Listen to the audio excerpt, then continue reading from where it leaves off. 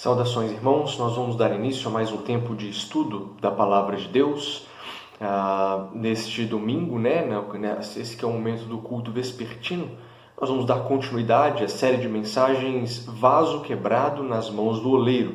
Hoje é a terceira mensagem da série, intitulada Deus nos quebra para cumprirmos o nosso propósito. Então começamos vendo, baseado em Jeremias 18, ou fundamentado em Jeremias 18, 1 a 12, Deus nos quebra para fazer algo novo. Depois, Jonas capítulo 2, o capítulo 1, versículo 17 até o capítulo 2, versículo 10.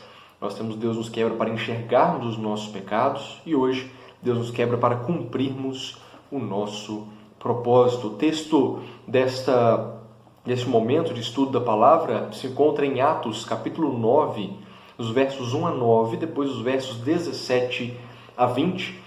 Esse é um dos trechos da palavra de Deus que relatam a conversão de Paulo. Esse é o primeiro deles. Atos capítulo 9, versos de 1 a 9, depois os versos 17 a 20. Eu farei a leitura, se puder acompanhar em suas Bíblias. Diz assim a palavra de Deus. Saulo, respirando ainda ameaças e morte contra os discípulos do Senhor, dirigiu-se ao sumo sacerdote. Ele pediu cartas para as sinagogas de Damasco, a fim de que, caso achasse alguns que eram do caminho, assim homens como mulheres, os levasse presos para Jerusalém. Seguindo ele estrada afora, ao aproximar-se de Damasco, subitamente uma luz do céu brilhou ao seu redor. E caindo por terra, ouviu uma voz que lhe dizia: Saulo, Saulo, por que me persegues? Ele perguntou: Quem és tu, Senhor? E a resposta foi: Eu sou Jesus a quem tu persegues. Mas levanta-te e entra na cidade, onde te dirão o que te convém fazer. Os seus companheiros de viagem pararam emudecidos, ouvindo a voz, não vendo contudo ninguém. Então se levantou Saulo da terra, e abrindo os olhos nada podia ver. E guiando-o pela mão, levaram-no a Damasco. Esteve 3 dias sem ver, durante os quais nada comeu e nem bebeu. Versículo 17. Então Ananias foi e, entrando na casa, impôs sobre ele as mãos, dizendo: Saulo, irmão, o Senhor me enviou a saber, o próprio Jesus que te apareceu no caminho por onde vinhas, para que recuperasses a vista e fiques cheio do Espírito Santo. Imediatamente lhe caíram dos olhos como que umas escamas, e tornou a ver. A seguir levantou-se e foi batizado. Depois de ter se alimentado, sentiu-se fortalecido. Então permaneceu em Damasco alguns dias com os discípulos. E logo pregava nas sinagogas a Jesus, afirmando que este é o Filho de Deus. Vamos orar. Pai, em Tua presença nos colocamos, ó Deus, nesse momento, certos da Tua presença entre nós, certos da Tua palavra, que é viva e eficaz, que fala ao nosso coração, que nos edifica, que nos dá direção. E te pedimos, ó Pai, dá-nos sabedoria para vivermos na Tua palavra, vivermos, ó Pai, e aprendermos mais de Ti e crescermos na graça e conhecimento do Senhor. Seja conosco nesse momento, abençoe e guarda a vida de cada um de nós. A oração que fazemos em nome de Jesus. Amém. Portanto, hoje vamos ver Deus nos quebra para que cumpriramos o nosso propósito. Sobre a série de mensagens, Vaso Quebrado nas Mãos do Oleiro, às vezes nós passamos por lutas e provações que nos parecem além da conta. Outras vezes nós vemos irmãos em Cristo sendo torturados e mortos por causa de Cristo. E nos perguntamos por quê? Por que Deus permite que vivamos tão grandes tribulações? Por que Deus permite que nós passemos por tantas dificuldades ao longo da vida? A resposta nós estamos encontrando ao longo desta série hoje, quebrados para cumprir o nosso propósito. Há um ditado que diz: algumas pessoas mudam quando vem a luz, outras quando sentem o calor. Saulo foi um homem criado aos pés de Gamaliel.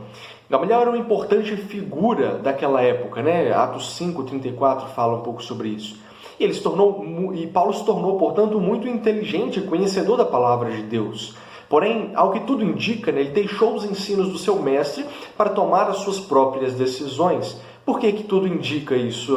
Porque há um momento em que Gamaliel se posiciona a respeito dos servos de Cristo Jesus. Está lá em Atos 5, versículo 38 e 39. E a posição de Gamaliel é muito interessante, Esse texto registra: deixai-os, porque se este conselho ou esta obra vem de homens, perecerá. Mas se é de Deus, não podereis destruí-los, para que não sejais, porventura, achados lutando contra Deus. Então, repara, interessante a palavra de Gamaliel, né? Tipo, deixa em paz esse pessoal que se diz cristão, porque se de fato for verdade, né, vocês estiverem lutando contra isso, estão lutando contra Deus.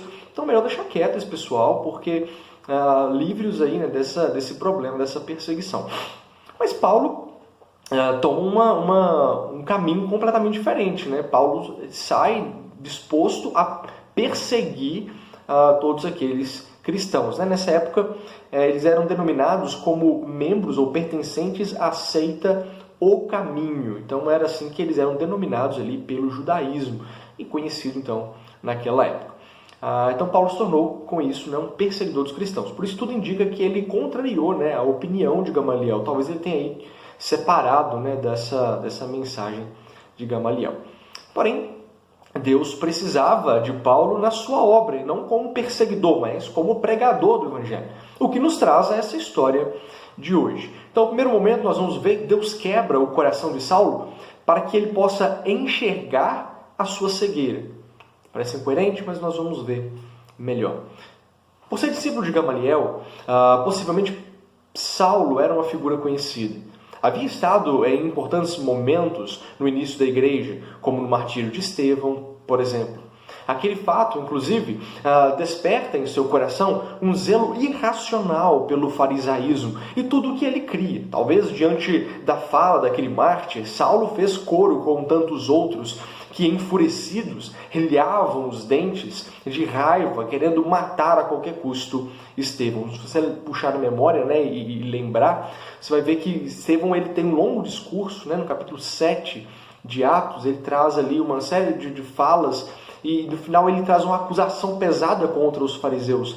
E muitos eles se levantam depois daquilo, em vez de ficarem quebrantados pela palavra de questionamento, né, de quebrantamento mesmo que Estevão traz, eles então se enfurecem contra Estevão. A Bíblia fala que eles rilhavam os dentes de ódio, né, querendo então matar Estevão, e aí ordenam o apedrejamento. Talvez Saulo fosse um desses, né, que rilharam os dentes e que desejaram a morte de Estevão. Nós não sabemos que ele estava presente. As roupas de Estevão são colocadas sobre os seus pés, mas isso fica registrado. Mas nós não sabemos aí a postura dele, possivelmente uma postura bem agressiva, dado os acontecimentos posteriores. Está decidido, pensou Saulo, vou livrar o mundo dessa blasfêmia. E se dirigindo aos líderes da sinagoga, Saulo se apresenta para seguir e aniquilar todo o traidor judeu que chame Jesus de Cristo. Lembrando que chamar Jesus de Cristo significava reconhecê-lo como o Messias prometido. Cristo é a figura do líder de Israel, né? O Cristo era o esperado para que ele liderasse o povo de Israel a uma libertação física. Isso era o ponto de vista farisaico, do fariseu da época, né? Então, quando a pessoa chamava Jesus de Cristo, falava que ele era o Messias. Mas era incoerente para os fariseus, porque eles esperavam um líder militar, como foi Davi, como foi Salomão, e por aí vai. Mas Jesus não era esse tipo de liderança, ele era uma liderança espiritual, que trazia uma liderança para um reino que já não era mais físico, mas era espiritual. Como é hoje, o reino de Deus está entre nós, não é visível fisicamente, mas ele é perceptível espiritualmente, porque Deus tem feito sua obra através de nós e na vida de todo aquele que professa como Senhor e Salvador da sua vida. Então, saindo dali, né, saindo de Jerusalém, saindo daquele momento, Paulo compôs, como tantos outros, a perseguição aos cristãos. Ele estava e entrava pelas casas, arrebatava ou pegava, né, ou recolhia ali homens, mulheres, todos aqueles que se diziam cristãos, e levava então ao cárcere, e fazia isso sem distinção, né? Atos 8:3 registra isso para nós. A perseguição que se instaurou era tamanha que levou inúmeros cristãos a fugirem de Jerusalém, temendo por sua vida. Mas a Igreja de Cristo é viva, e não é uma estrutura física, mas uma realidade espiritual.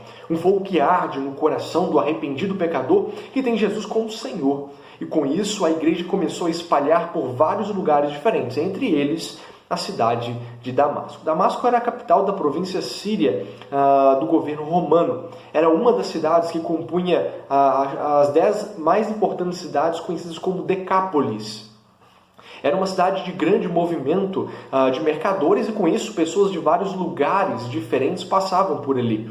A presença da igreja ali significava a possibilidade de uma rápida expansão para todo mundo.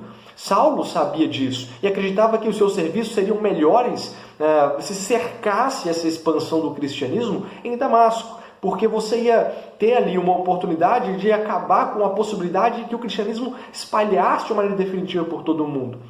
Em Damasco, como passava gente de várias nacionalidades, de vários lugares do reino, do império diferentes, então você pregasse o evangelho ali, uma pessoa lá do norte do império ouvisse, fosse para sua terra, ele poderia pregar lá, e o outro lá do sul fosse para sua terra, ele pregaria lá, e aumentaria, potencializaria a expansão do evangelho. Então Paulo viu isso como um problema e ele foi até Damasco para cercar a expansão do evangelho. Autorizado pelo sumo sacerdote, ele prepara suas cordas para amarrar os cristãos, reúne um grupo e sai de viagem, de Jerusalém a Damasco.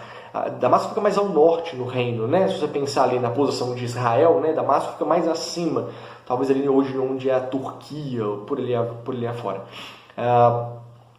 Eram cerca de 250 quilômetros de distância, para você ter ideia. Isso dava, naquela época, mais ou menos 5 dias de viagem de Jerusalém a Damasco. Nós não sabemos se Saulo chegava a matar cristãos de fato, mas certamente ele consentia com a sua morte. Então, se Paulo chegou a matar algum cristão, a gente não sabe, ele não relata. Mas que ele sabia e ele consentia, concordava com a morte deles, isso é fato, porque Atos 26:10 revela isso para nós. E ele cria com isso, está adorando e glorificando a Deus, como é a motivação de todo o perseguidor do cristão, do cristianismo, de Cristo. Como o próprio Jesus já alertava isso lá em João capítulo 16, versículo 2. Vem a hora em que todo o que vos matar julgará com isso tributar culto a Deus. Seguindo estrada afora, quando se aproximava de Damasco, quase chegando ali na cidade de Damasco, por volta do meio-dia, Atos 22:6 vai trazer isso para nós, uma luz mais brilhante que o sol brilhou ao seu redor. Saulo cai por terra e passa a ouvir então a voz de Jesus. Um teólogo e escritor, Simon Kistemaker, ele faz o seguinte comentário a respeito dessa cena. Que inversão de acontecimentos! Paulo, que desejava lançar por terra os crentes, está deitado com o rosto no chão. Ele, que desejava escoltar os prisioneiros amarrados de Damasco a Jerusalém, agora é levado para Damasco como um prisioneiro de cegueira. Ele, que agia sob a autoridade do sumo sacerdote, rompe agora os seus laços com a hierarquia de Jerusalém. Ele, que veio para triunfar sobre a fé cristã, se submete agora ao capitão desta fé. Que coisa maravilhosa, De repente a luz se esvai, a voz já não se ouve mais, Saulo já não enxerga mais nada. O orgulhoso perseguidor, outrora colocado de joelhos por Deus, por Cristo Jesus, agora está incapacitado de continuar sua missão de perseguir cristãos.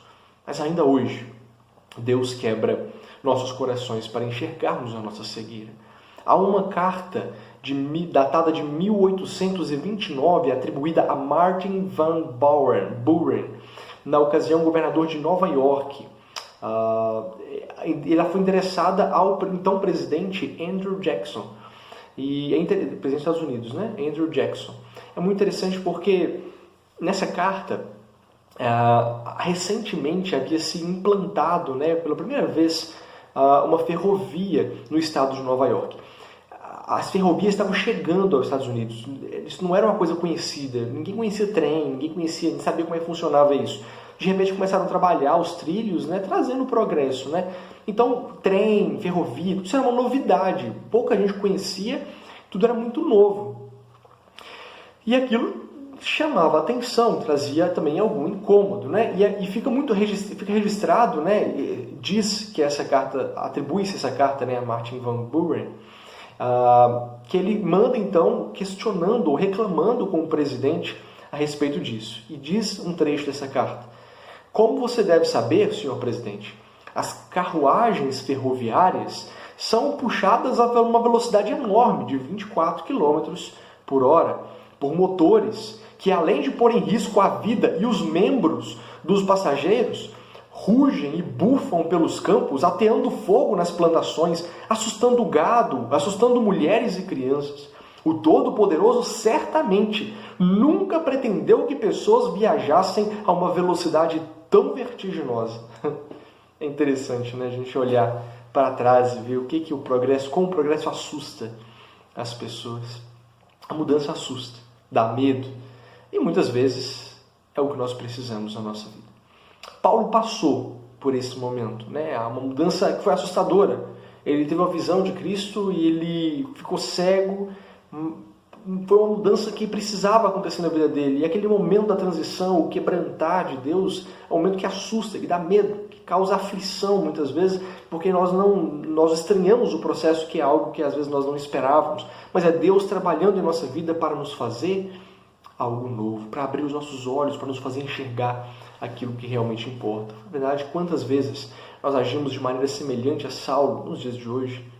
Nos engajamos em uma ideologia e começamos a defendê-la como se fosse uma verdade absoluta, ignorando o fato de que a única coisa na qual, como cristãos, devemos nos apegar cegamente é a palavra de Deus e o cumprimento da palavra nas nossas vidas.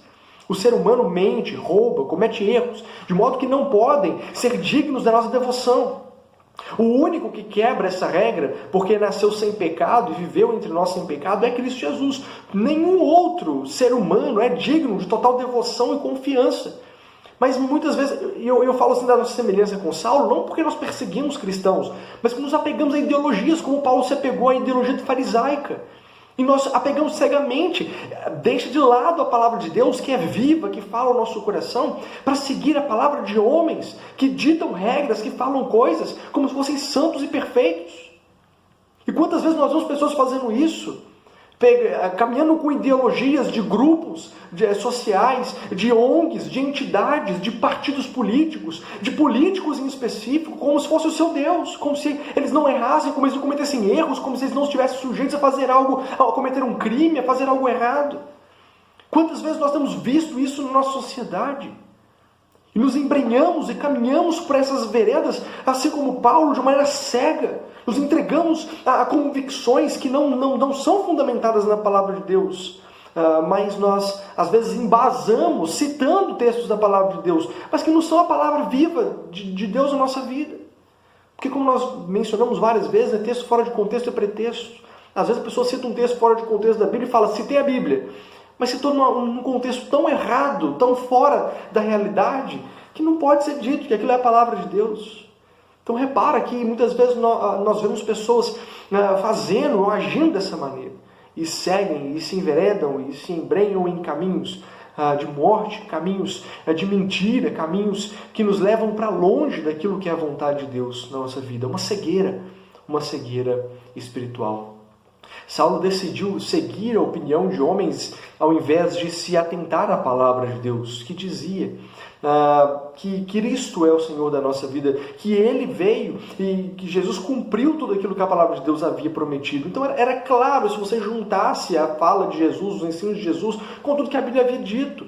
Como Jesus mesmo faz essa conexão para facilitar a nossa vida. Se as pessoas tivessem aberto os seus olhos para enxergar o que Cristo fez, eles teriam visto como Jesus de fato era o Senhor, o Messias prometido. Mas a cegueira ideológica o impedia de ver isso.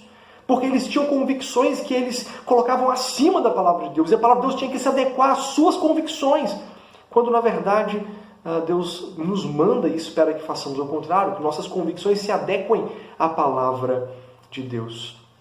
E por conta disso, nessa decisão de Saulo, o seu nome ficou ligado à morte de inúmeras pessoas inocentes que morreram simplesmente por serem cristãs.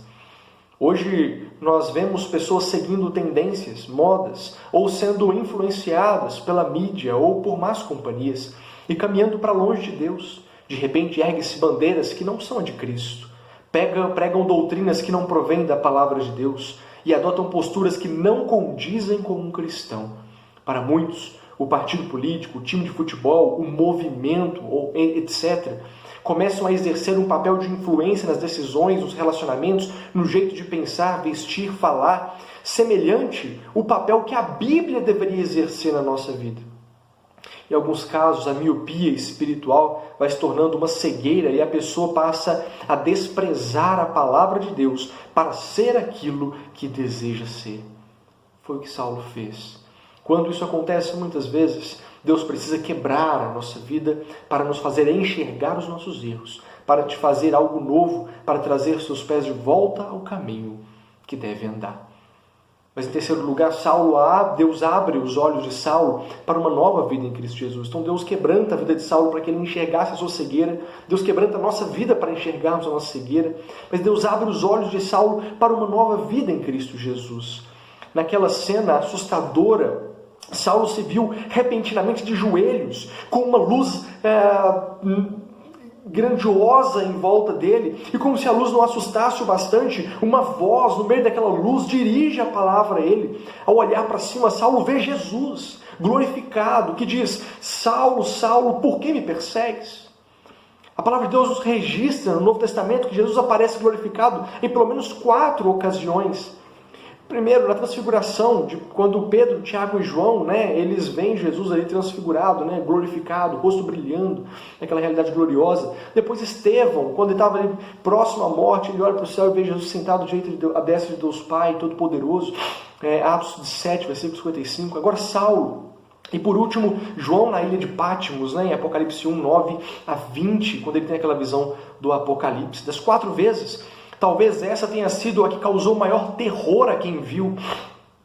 A reação de todos é de alegria e medo por estar na presença de Deus, de Cristo glorificado. Mas a de Paulo era um medo diferente. Era um medo de estar diante do seu inimigo todo-poderoso. Então repara que em todas as situações, as pessoas caem de rosto em terra, reconhecendo o poder e a grandiosidade de Deus. Mas é um medo que é misturado com a honra de poder estar na presença de Deus. É um medo de saber, estou diante do Deus Todo-Poderoso, glorioso sobre toda a terra. Por isso é um medo associado com um respeito, com uma alegria, com um prazer indescritível. E também pelo reconhecimento da nossa pequenez, da nossa maldade de estar diante desse Deus. Mas o medo de Paulo era um medo diferente, era o medo de quem se depara com aquele que ele está perseguindo. Imagina, o corpo esfria, dá um terrível calafrio na espinha e fala: meu Deus, é Jesus mesmo que eu estou vendo ali, aquele que eu estou perseguindo. Imagina o desespero no coração de Paulo, petrificado. Paulo balbucia quase que instintivamente a pergunta que ele temia a resposta: quem és tu, Senhor? A resposta poderia ter causado pânico se não tivesse vindo em seguida a misericórdia de Cristo. Quando ele fala, mas levanta-te e entra na cidade aonde te dirão que convém fazer. Dificilmente você vai se deparar um dia em sua vida com uma onça faminta caçando e sair vivo para contar a história. Dificilmente você vai se deparar desarmado com um inimigo armado de frente em uma guerra e sair vivo dali. Mas com Cristo a história é diferente. Ele nos ama com um amor que não tem comparação e se compadece de nós com a misericórdia que jamais seremos merecedores. Paulo se depara com aquele que era o seu inimigo, só que numa situação completamente diferente. Ele estava ali vendo e reconhecendo que tudo aquilo que o tinha levado até ali era mentira, era engano. E na verdade, aqueles que ele perseguiu estavam certos. De repente ele se depara com Jesus glorificado, todo-poderoso. Ele vê, é Deus, estou diante de Deus e eu estou perseguindo Ele. Imagina o desespero, a angústia, o medo, a aflição no coração de Paulo. Como que ele viveu ali um drama terrível naqueles breves momentos daquela visão. Não foi algo simples, não foi algo prazeroso, foi algo desesperador. O processo de quebra é um processo complicado, de aflição, é um processo de desespero, é um processo de angústia. Não é fácil, não é simples. Quando precisamos passar por esse processo é difícil, mas o final é glorioso. A luz vai embora, Saulo está cego. A coisa parece que alivia naquele momento. Ele vê que na verdade ele não foi consumido pela ira de Deus, mas Deus usou de misericórdia na vida dele. Mas de repente ele não enxerga mais nada, não tem como ele tomar um rumo diferente, não tem como ele fazer nada diferente, nada do que ele havia programado para fazer. Agora ele está cego. Resta ele refletir sobre tudo aquilo, refletir sobre o que ele havia visto, refletir sobre a sua vida, sobre o que ele estava fazendo. Talvez na mente de Paulo, eu vou sempre alternar Saulo, refere a essa mesma pessoa. Talvez na mente de Saulo, ele estivesse passando ali um turbilhão de pensamentos inimagináveis. Ele então é conduzido para a casa de Judas, na cidade de Damasco, e aguarda ali a direção de Deus sobre a sua vida. 3 dias se passaram. 3 dias como Jonas na barriga do peixe. 3 dias como Cristo passa morto até ressuscitar dos mortos. Saulo saiu da morte para a vida. 3 dias de reflexão. 3 dias de aproximação com Deus. 3 dias de uma mudança radical e completa de vida. Nós já vimos semana passada sobre a simbologia desses 3 dias, né? Ele conhecia o Evangelho e com o chamado eficaz de Deus na sua vida, naquele momento, ele se tornou nova criatura. Quando Ananias chega, 3 dias depois, não é mais Saulo de Tarso, o perseguidor de cristãos que está ali, mas sim Paulo, discípulo de Cristo Jesus. Ananias sabe o que Cristo fez com ele, com aquele homem, e o chama de irmão. A cegueira cessa, simbolizando uma nova vida, uma nova perspectiva. Paulo está apto ao batismo. Deus quebra a vida de Saulo e o transforma em Paulo, de perseguidor para perseguido, de incrédulo para uma das mais fiéis e firmes testemunhas de Cristo Jesus que esse mundo conheceu. Deus quebra a vida de Saulo para que ele pudesse empenhar e se dedicar naquilo que realmente importa na vida com Deus.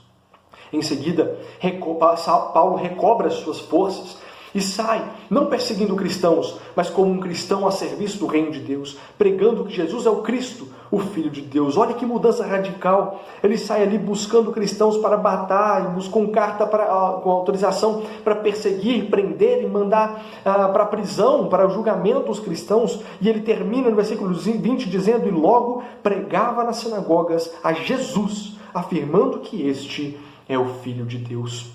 Saulo tinha bom domínio do hebraico, do aramaico, do grego. Saulo era aquele cidadão romano e alguém com grande disposição, porém estava desperdiçando tudo isto, fazendo o que desagradava a Deus, até que Jesus tocou no seu coração, quebrou a sua vida e o trouxe para cumprir o seu propósito dentro do reino. Ainda hoje, Deus abre os nossos olhos para uma nova vida em Cristo Jesus. Já aconteceu com você? Você está falando mal, às vezes, do chefe e de repente ele passa do lado. O corpo gela, né? Você fala, será que ele ouviu alguma coisa, né? Que as besteiras que eu estava falando? Saulo viveu uma experiência extraordinária.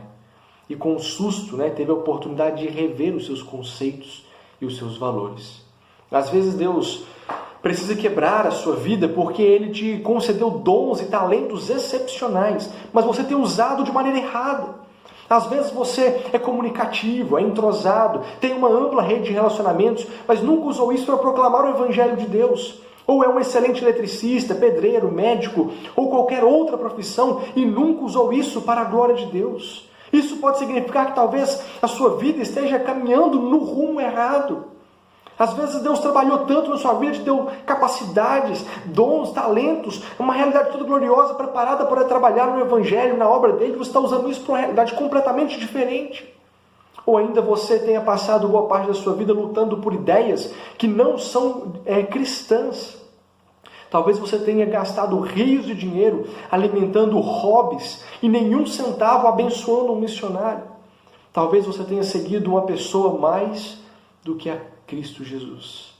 A verdade é que Deus quer usar a sua vida, assim como usou a de Paulo, para a proclamação do Evangelho, para o serviço do reino de Deus.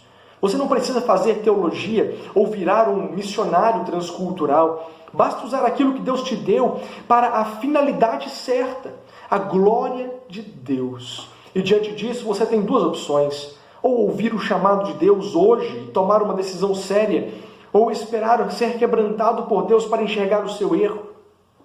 Entendendo que quando Deus faz isso na nossa vida é algo doloroso, algo difícil, complicado na nossa vida. Mas quando Ele faz isso, Ele faz porque nos ama, porque Ele precisa que nós enxerguemos nossos erros, que nós mudamos de vida. Portanto, se você tem vivido uma vida longe do Senhor, então o meu convite hoje para você é entregue sua vida a Cristo Jesus. Deixe que Jesus seja o Senhor da sua vida, como Paulo fez naquele dia. Entenda que Deus, Ele te trouxe até aqui, aonde você está hoje, não foi por acaso, não foi sorte, Não foi mérito seu, mas foi a misericórdia de Deus. Se você estudou o que você estudou, se você tem um conhecimento que você tem, é porque Deus te capacitou até aqui para que você seja útil no reino de Deus. Por isso, entregue sua vida a Jesus.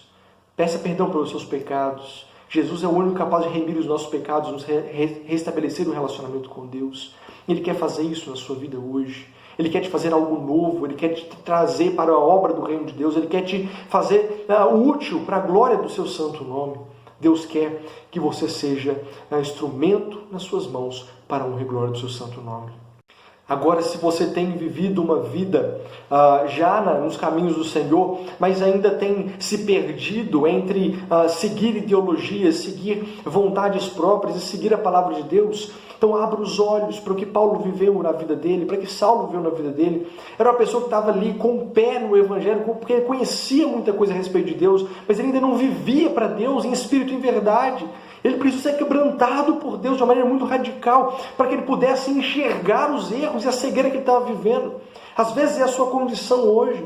Às vezes você já foi batizado na igreja, você frequenta a igreja, às vezes você até tem algum cargo dentro da igreja. Mas às vezes a sua vida tem sido dividida entre seguir fielmente uma ideologia que não provém de Deus e viver fielmente nos caminhos do Senhor. Se você tem vivido essa dicotomia na sua vida, abra os olhos. Sua vida não pode ser dupla. Sua vida não pode ser de um jeito quando é conveniente, de outro quando é conveniente, mas a sua vida tem que ser uma só. Em todo o tempo você deve servir ao Senhor, glorificar o nome de Deus, ser um pregador, uma testemunha viva de Cristo Jesus em todo o tempo, seja dentro da igreja, seja em casa, seja no trabalho. Toda a sua vida, suas redes sociais, seus relacionamentos interpessoais, tudo deve refletir a vida de um cristão, um caráter de Cristo, uma vida transformada, lavada, regenerada pelo sangue do Cordeiro, alguém que é exemplo, testemunho vivo e eficaz para a honra e glória do nome de Deus. Deus quer que você trilhe o caminho certo e Ele vai fazer o que for necessário para te trazer para o caminho do Senhor. Saulo viu e ouviu do próprio Jesus, mas ele foi uma exceção. Sansão, por exemplo, foi preso, humilhado e teve os olhos vazados para passar pelo mesmo processo de abrir os olhos. Então não fique esperando, então, pelo exemplo de Paulo, eu vou esperar Jesus abrir o céu, e Jesus falar diretamente comigo, aí eu mudo. Eu quero uma experiência igual a de Paulo. Não fique esperando isso. Paulo foi uma exceção. Você não vai ver nenhum outro relato do que aconteceu como aconteceu com Paulo. E como eu citei, olha a vida de Sansão. Sansão teve que abrir os olhos para enxergar a besteira que estava fazendo da vida dele. Mas ele abriu os olhos espiritualmente falando, porque ele estava cego, com os olhos vazados. Não tinha mais volta. Saulo deu os olhos de misericórdia. E ele colocou uma cegueira temporária. Sansão não. Sansão ficou cego definitivamente. E ele morreu ali cumprindo sua missão de uma maneira trágica. Não precisava ter sido daquele jeito, mas acabou sendo por causa da falta da cegueira espiritual que ele viveu por muitos anos da sua vida. Por isso, cuidado, abra os olhos. Não espere que Deus exerça juízo na sua vida, que Ele precise quebrar a sua vida para que você possa enxergar isso. Mas ouça o que Ele está falando no seu coração hoje. E faça uma oração e arrependimento e súplica ao Senhor para que Ele te faça algo novo, para que Ele te ajude a enxergar o seu propósito aqui nessa terra, dentro do reino de Deus.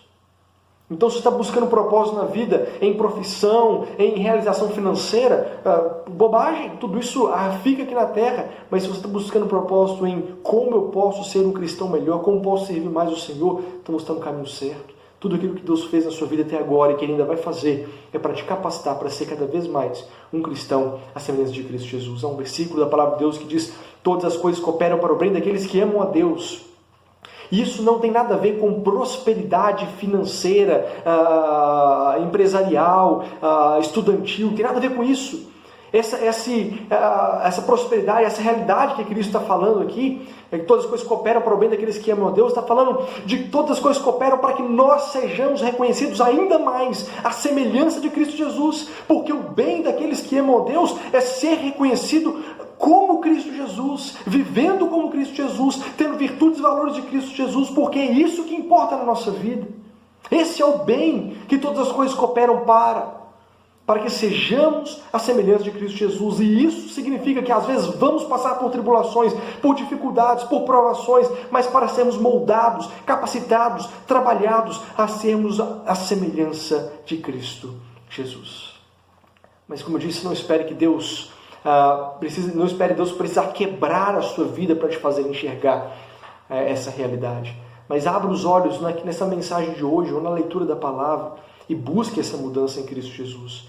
O processo da quebra normalmente é terrível, mas o fim é glorioso. Concluindo, ser quebrado é difícil, não é fácil, mas muitas vezes é necessário para ser transformado em algo novo, necessário para nos fazer enxergar os nossos pecados e para nos dirigir para o caminho que devemos andar. Que Deus nos abençoe, para que não precisamos passar pela quebra para andarmos no caminho do Senhor, mas se for necessário, que Deus nos ajude a enxergar tudo o que está errado e nos dê forças para corrigir a nossa vida. Deus nos ajude, nos abençoe nessa caminhada. Nós vamos fazer uma oração para encerrar esse momento de estudo da Palavra de Deus. Pai, em Tua presença nós nos colocamos mais uma vez agradecidos pela Tua Palavra que é viva e eficaz. Te pedimos, ó Pai, fala ao nosso coração.